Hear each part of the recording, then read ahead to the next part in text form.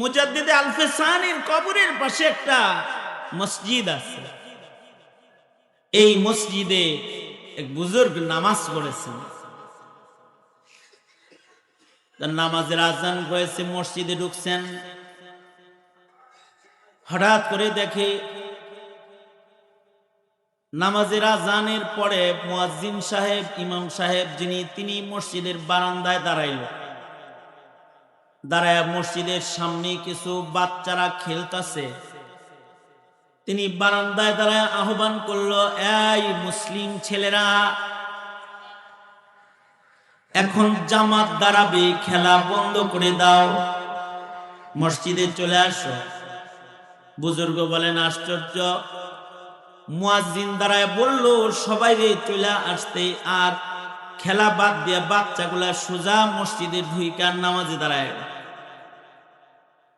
বুজুর্গ চিন্তা করলেন, আমি মনে মনে ভাবলাম, বুজুর্গ কয়, আমি মনে মনে ভাবলাম এই বাচ্চাগুলা মনে হয় নামাজ পড়তে যে ওযুর দরকার হয় এটা মনে হয় ওরা জানে না। ওরা ওযু করলো না, খেলা বাদ দিয়ে মসজিদে ঢুকলো, আর মসজিদে ঢুইকা ওরা নামাজ আদায় করলো।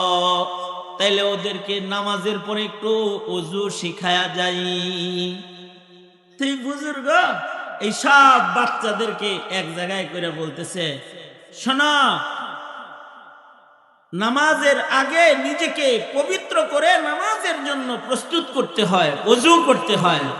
তোমরা যে খেলার থেকে দৌড়ে ডাইরেক্ট এসে নামাজ পড়লা, ওযু তো করলা না। বুজুর্গ বলে, আমি সাথে সাথে শরম পায় গেলাম। বাচ্চাগুলা আমাকে লক্ষ্য করে বলল, আমরা মুজাদ্দিদে আল-ফিসানির গ্রামের সন্তান, আমরা শুধু নামাজ পড়ার জন্য ওযু করি না, আমরা সব সময় ওযুর হালতে থাকি। আমরা যে দৌড়াদৌড়ি করছিলাম, খেলতেছিলাম, আমাদের ওযু ছিল, আর আমরা বাওযু অবস্থায়, পবিত্র অবস্থায় নামাজে এসে দাঁড়িয়েছি, কারণ আমরা শুধু ইবাদতের জন্য ওযু করি না, ওযু অবস্থায় পবিত্র থাকাকেও আমরা নিজেদের জন্য ইবাদত মনে করি।